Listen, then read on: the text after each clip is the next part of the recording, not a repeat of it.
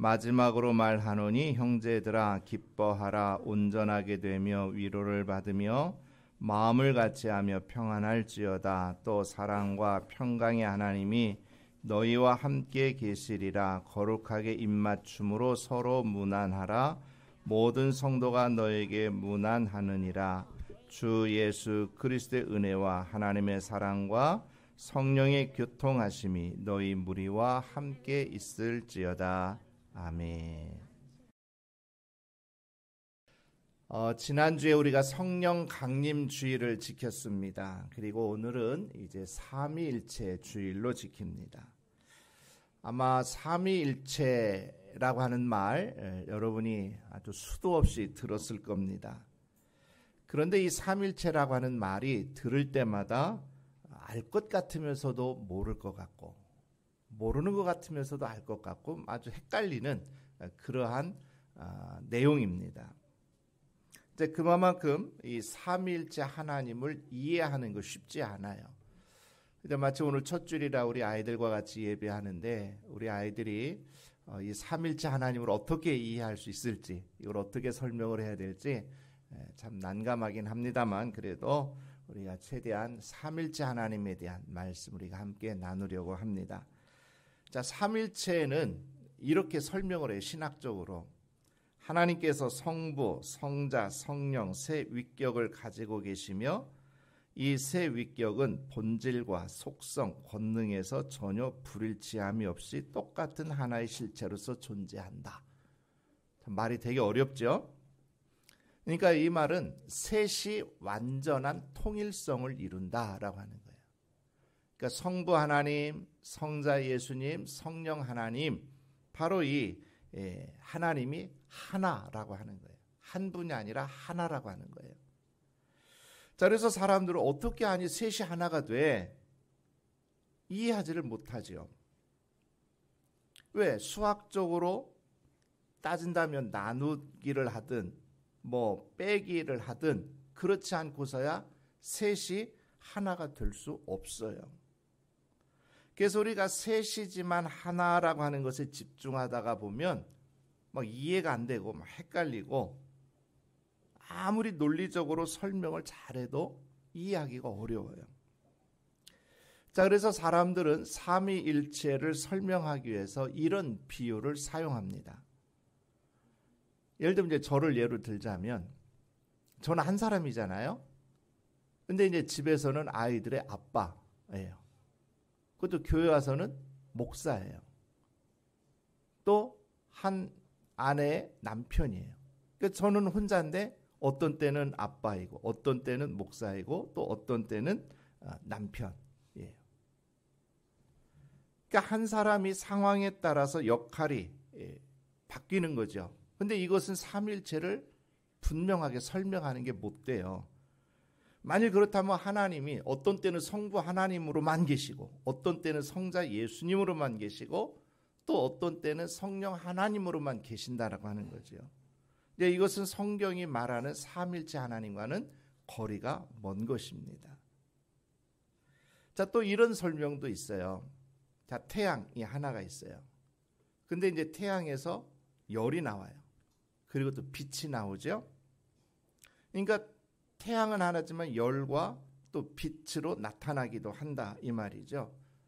근데 이것은 우리 열하고 빛은 태양이 없으면 나올 수가 없는 거죠. 그러니까 어떻게 보면 빛과 열은 태양에 종속되어 있는 거죠. 속해 있는 거지 동등한 게 안 된다 이 말이에요. 그러니까 이것도 삼일체 하나님을 설명하기가 어려워요. 그러니까 셋이 하나가 되는 것을 여러 가지 비유로 설명하려고 하는데 설명하면 설명할수록 오히려 성경이 말하고 있는 삼일체 하나님과는 거리가 먼 설명이 되고 말아요. 자, 그래서 사람들은 또 이렇게 설명을 하기도 해요. 구약은 성부 시대고 신약은 성자 시대고 지금은 성령 시대다. 아마 이런 얘기 들어본 적 있을 거예요. 근데 이것도 잘못된 해석입니다. 자, 왜냐하면 구약 시대나 신약 시대나 지금이나 성부, 성자, 성령 하나님은 늘 함께 존재하기 때문에 그렇습니다. 그러니까 삼일째 하나님은 늘 함께 계획하고 의논하시고 합력하셔서 천지를 창조하셨고 또 지금도 다스리고 계셔요. 뭐 지금 성부 하나님, 성자 예수님은 없고 성령 하나님만 역사하는 그런 시대가 아니라는 거죠. 그리고 또 구약 시대에 성부 하나님만 계셨고 성자 예수님, 성령 하나님은 안 계신 게 아니었다 그 말이에요. 자, 창세기 1장 2절에 보면 성령께서 태초에 창조자 하나님과 함께 계셨다라고 선언을 해요. 자, 땅이 혼돈하고 공허하며 흑암이 깊음이 있고 하나님의 신은 수면 위에 운행하셨다. 그러니까 하나님과 성령이 함께 계셨어요. 자, 또 요한복음 1장 1절에 보면 태초에 말씀이 계시니라 이 말씀이 하나님과 함께 계셨으니 이 말씀은 곧 하나님이시라. 그리고 말씀이 육신이 되어 이 땅에 오신 분이 예수님이에요. 그러니까 태초부터 하나님과 예수님은 같이 계셨어요. 그리고 우리 인간을 창조하실 때 우리의 형상을 따라, 그러니까 삼일째 하나님 복수, 그 하나님의 형상을 따라서 우리 인간을 지으셨다라고 성경은 말씀하고 있습니다. 자, 이렇게 삼일째 하나님은 태초부터 지금까지 늘 함께 계셨어요. 어느 시대는 성부만 계시고 어떤 시대는 성자만 계시고 어떤 시대는 성령만 계신 그런 하나님이 아니시다라고 하는 거예요. 그래서 삼일째 하나님은 어떤 방식으로든지 일부분이라도 차이가 있거나 아니면 종속된다든지 상하 어떤 우열의 관계가 존재하면 그것은 삼일째 하나님이 아니에요. 그러니까 성경이 말하는 하나님과는 거리가 먼 거예요. 그래서 우리는 하나님을 믿되 올바로 알고 믿어야 됩니다. 그렇지 않으면 내가 아무리 열심히 신앙생활을 잘해도 잘못된 신앙생활을 할 수밖에 없는 거예요. 자, 내가 누군가를 좋아하면 그 사람이 좋아하는 것을 하려고 애를 쓰죠. 자, 그런데 내가 좋아하니까 상대방도 좋아하겠지. 이런 마음을 가지면 됩니까? 안 됩니까? 안 되죠. 예를 들어서 내가 과자를 좋아해요. 그러면 상대방도 과자를 좋아할 거야. 그리고 매일같이 과자를 사줘. 그럼 그 사람 과자 싫어하는데 과자 매일 갖다 사다 주면 그 사람이 좋아하겠습니까? 그렇지 않단 말이죠. 그러니까 우리가 하나님을 믿는 것도 마찬가지예요. 그러니까 우리가 믿는 하나님이 어떤 하나님이신지 올바로 알아야 돼요. 하나님이 어떤 분이신지, 무엇을 좋아하시는지, 우리에게 원하시는 것이 무엇인지 이걸 정확히 알아야만 제대로 하나님을 믿을 수 있는 겁니다. 그렇지 않고 그냥 내가 좋아하는 대로, 내가 좋아하니까 하나님도 이거 좋아하시겠지? 이런 마음을 가지고 하나님을 섬긴다면 오히려 하나님 앞에 큰 죄를 짓는 삶을 살 수도 있는 겁니다. 자, 그래서 성부 하나님은 죄로 영원히 죽을 수밖에 없는 우리를 구원하실 계획을 세우시고 예수님을 이 땅에 보내셔서 대속의 죽음을 죽게 하심으로 구원하시려고 합니다. 이 계획에 따라서 성자 예수님 인간의 몸을 입고 이 땅에 오셔서 우리를 위해서 십자가 위에서 자기의 몸을 내어주셨습니다. 그리고 부활하시고 승천하셨어요. 그리고 성령을 보내주리 약속하셨고 약속대로 오순절 마가의 다락방에 성령을 보내주셨죠. 그래서 이 땅에 오신 성령은 성부 하나님, 성자 예수님께서 행하신 그 구원 사역을 깨닫고 우리가 믿음 안에 살아갈 수 있도록 이끌어 주시는 거예요. 이렇게 해서 성부, 성자, 성령 하나님이 우리의 구원 사역에 함께 일하고 계셨다라고 하는 것을 분명히 알 수가 있지요. 그러니까 결국 하나님은 죄 가운데 빠져 죽을 수밖에 없는 우리를 사랑하셔서 구원하시고 영생 얻기를 원하세요. 그래서 우리에게 땅끝까지 모든 사람에게 복음을 전하라고 명령을 하신 겁니다. 왜? 모든 사람이 구원받기를 원하시니까. 그래서 구원한 사람들에게 성부와 성자와 성령의 이름으로 세례를 주고 하나님의 말씀을 가르쳐 지키게 하라고 했어요. 그래서 우리는 구원받은 하나님의 자녀답게 하나님의 말씀을 따라서 살아야 됩니다. 이것이 바로 교회의 가장 큰 사명이 되는 겁니다. 그래서 우리는 삼위일체 하나님을 올바로 알고 그 뜻 가운데 살아야 될 줄로 믿습니다. 자, 그런데 삼위일체를 이해하는 게 쉽지가 않은 거예요. 그래서 아까 말씀드린 대로 여러 가지 비유로 설명을 하지만 오히려 그런 비유가 삼일체 하나님을 오해하게 만드는 거예요. 잘못 이해를 시키고 있는 겁니다. 오히려 하나님을 이상한 하나님으로 만들어버릴 수도 있는 거예요. 그래서 그런 비유는 잘못 사용하면 안 되는 거죠. 그래서 우리는 삼일체 하나님을 뭔가 논리적으로 자꾸 머리로 이해하려고 하기보다는 그냥 우리가 경험을 통해서 이해하는 것이 중요합니다. 자, 여러분도 하나님을 만난 경험들이 있으시죠? 성경에도 보면 하나님을 만난 경험들이 많이 나옵니다. 자, 예를 들면 아브라함이 하나님께 번제드릴 제단을 쌓았습니다.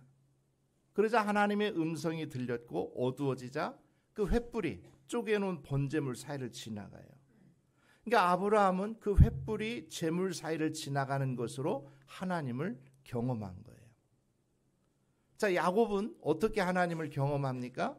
베델에서 꿈을 꿉니다. 하늘까지 닿은 사닥다리의 천사들이 오르락 내리락 하는 거예요. 그 꿈을 통해서 하나님을 만나는 경험을 하게 되지요. 자, 또 모세는 떨기나무에서 불꽃으로 임하시는 그 하나님을 경험했어요. 자, 또 이스라엘 민족은 출애굽을 하면서 애굽에서 10가지 재앙을 내리고 또 홍해를 건너게 하시고 구름 기둥과 불 기둥을 통해서 인도하시는 그런 하나님을 경험을 한 거예요. 자, 이렇게 보면 제각각 하나님을 경험한 게 다 다르지요.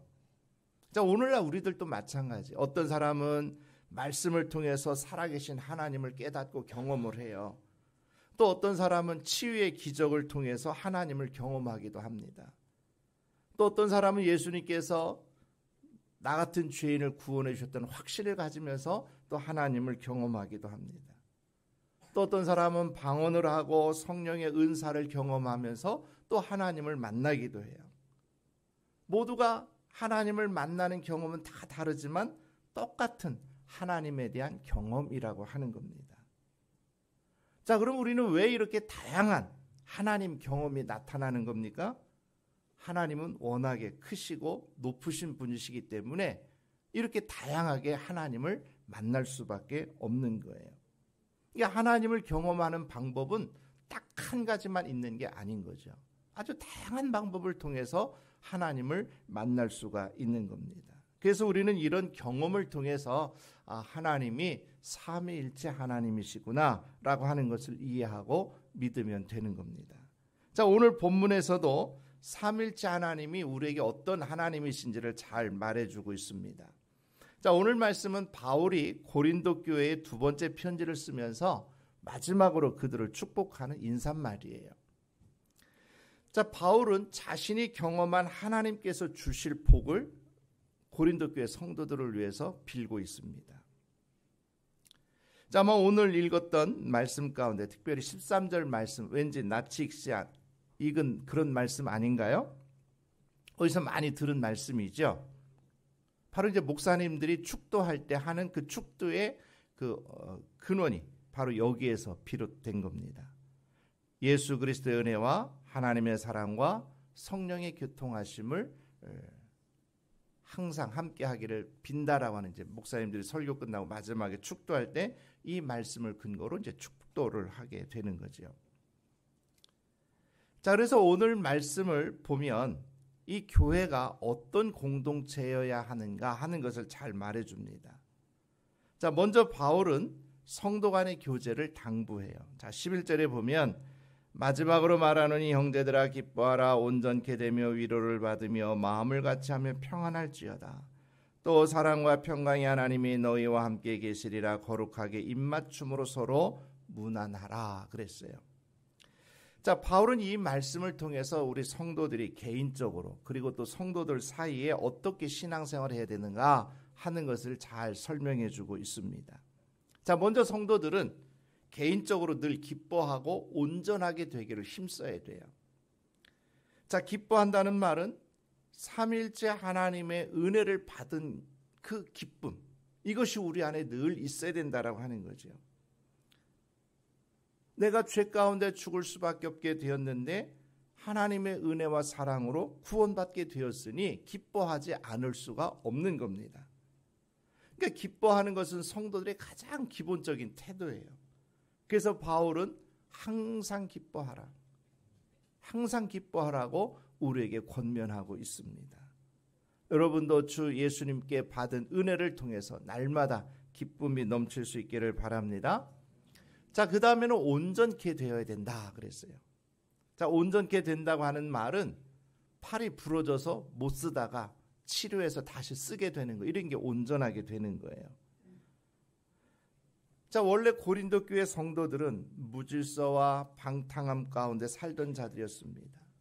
이제 그런 것들을 치료하고 다시 새롭게 영성을 회복하고 하나님의 자녀답게 온전하게 살아야 된다라고 하는 것을 말씀하고 있는 겁니다. 그러니까 우리는 우리의 부족함과 허물을 깨닫고 날마다 온전케 되기를 힘써야 될 줄로 믿습니다. 자, 그 다음에 성도들은 상호간에 서로 위로하고 마음을 같이 하고 거룩한 입맞춤을 하라 그랬어요. 자, 서로 위로하라고 하는 말은 격려하라는 말이에요. 다툼과 분냄, 당짓는 것, 중상, 이런 것들이 고린도 교회에 난무했어요.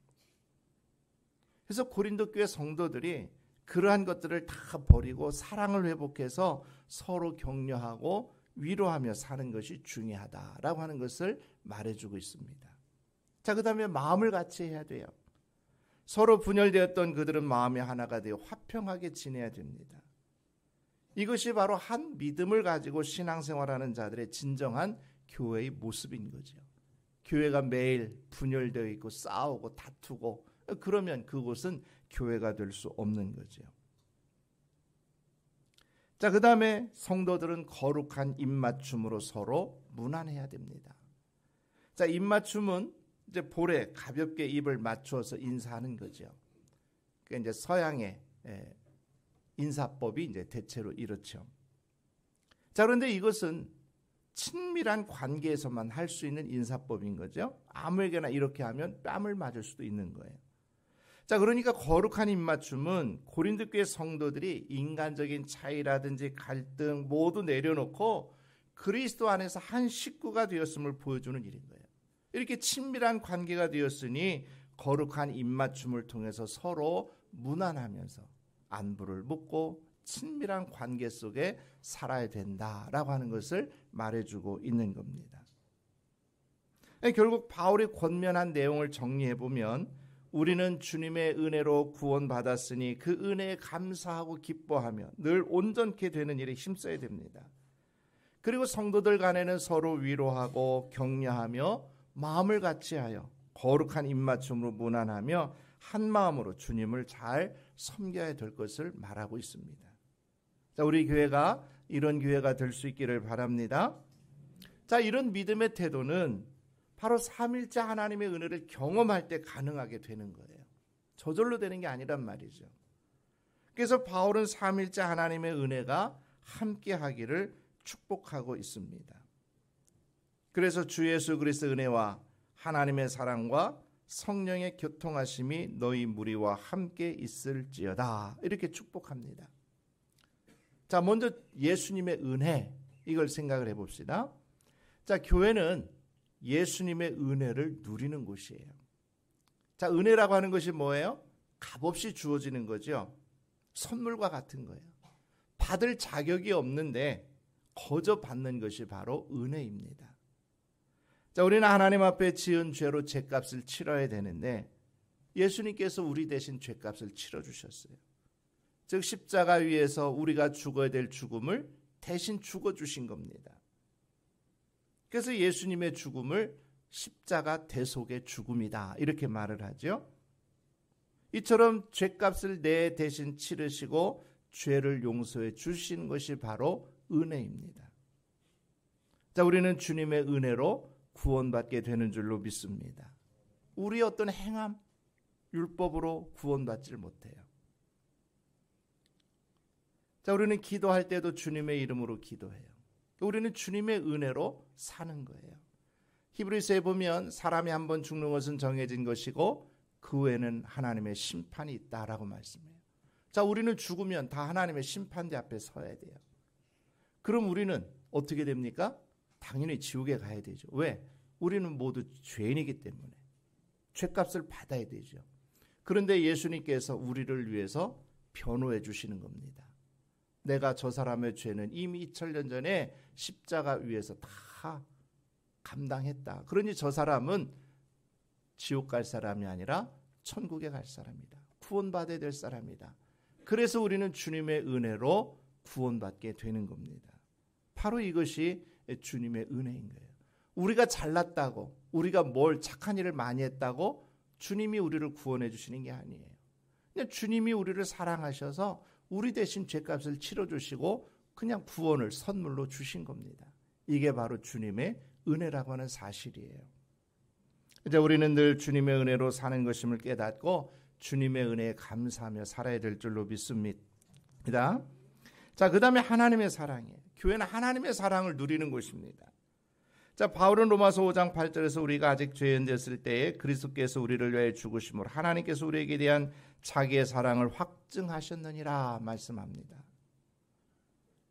자, 사도 요한도 요한 1서에서 하나님께서 우리를 사랑하신 것이 먼저지 우리가 하나님을 먼저 사랑한 것이 아니다라고 말씀을 해요. 하나님 우리를 먼저 사랑하신 거예요. 제가 가끔 말씀드립니다만 성경은 하나님과 우리 인간의 줄다리기와 같아요. 그래서 우리 인간은 자꾸만 하나님으로부터 멀어져 가려고 해요. 막 하나님을 끌고 도망가려고 해요. 하나님부터 멀어져 가려고 해요. 근데 하나님은 그런 인간을 자꾸만 또 부르셔요. 돌아오라고 말씀하셔요. 그래야 살기 때문이죠. 그러니까 성경은 이렇게 끝까지 우리를 버리지 아니하시고 찾아오시는 하나님의 사랑 이야기로 가득 차 있는 거예요. 자, 이런 하나님의 사랑을 가장 잘 요약해 준 것이 바로 요한복음 3장 16절 말씀이죠. 이 말씀 우리가 다 암송하는 말씀이죠. 우리가 한번 같이 해볼까요? 하나님이 세상을 이처럼 사랑하사 독생자를 주셨으니 이는 저를 믿는 자마다 멸망치 않고 영생을 얻게 하려 하심이라. 자, 그래서 하나님은 사랑이시라고 말씀하는 거예요. 우리를 얼마나 사랑하셨으면 독생자 예수님을 이 땅에 보내주셨겠습니까? 이런 하나님의 사랑 안에 늘 감사하며 살아갈 수 있기를 바랍니다. 자, 그 다음에 교회는 성령의 교통하심을 누리는 곳이에요. 자, 성령의 교통하심은 코이노니아, 친교를 말해요. 자, 이것은 하나님과의 친교뿐만 아니라 성도들 간의 친교까지 포함을 합니다. 자, 성령의 교통하심이 없으면 우리는 예수님을 주라고 고백할 수가 없어요. 또 하나님의 사랑을 듣지도 못하고 깨닫지도 못하고 죄 가운데 빠져 살 수밖에 없습니다. 그래서 성령은 우리가 하나님의 사랑과 예수님의 은혜를 깨닫고 그 은혜에 감사하며 살아갈 수 있도록 이끌어 주시는 분이십니다. 그리고 성도들 간에 서로 사랑하고 위로하고 격려하며 마음을 같이하여 거룩한 입맞춤으로 무난하며 살아갈 수 있도록 이끌어 주시는 분이에요. 성령의 교통하심이 우리로 하여금 늘 하나님의 자녀답게 주님을 닮아가는 삶을 살아갈 수 있도록 이끌어 주시는 분입니다. 이를 통해서 우리는 거룩한 공동체, 거룩한 교회를 세워나갈 수 있게 되는 겁니다. 그러니까 우리는 삼위일체 하나님을 뭔가 머리로만 자꾸 이론적으로만 논리적으로 이해하려고 할 것이 아니라 우리의 삶 속에서 역사하시고 이끄시는 하나님을 경험하고 그 하나님을 믿고 살아가면 되는 겁니다. 그러니까 당시 거짓 교사들은 은혜보다는 율법을, 사랑보다는 배척을, 교제보다는 독선을 더 좋아했어요. 이렇게 사람들을 잘못 가르치니까 분쟁과 혼란과 고통을 가져오고 결국은 교회를 타락시키고 교회를 무너뜨리게 되는 겁니다. 그러나 교회가 삼일째 하나님의 은혜와 사랑과 교제를 올바로 경험하게 되면 이 모든 어려움을 극복하고 주님이 기뻐하시는 참된 교회로 세워갈 수 있게 되는 겁니다. 자, 주님의 은혜는 우리에게 겸손과 희생의 삶을 살게 해요. 주님께서 나를 위해 목숨을 내어주신 것처럼 우리도 겸손히 나를 희생하고 헌신하며 주님의 뜻을 이루어갈 수 있게 됩니다. 또 하나님의 사랑은 질투나 분노를 없애줍니다. 사랑받을 자격이 없는 우리를 끝까지 사랑하신 하나님의 사랑이 우리도 모든 사람을 사랑하며 살게 인도해 주시는 거예요. 또 성령의 교통하심은 우리가 더 이상 다투지 않고 분쟁하지 않고 하나님과의 친밀함을 유지하며 서로 사랑하며 한 마음으로 살아가게 하시는 겁니다.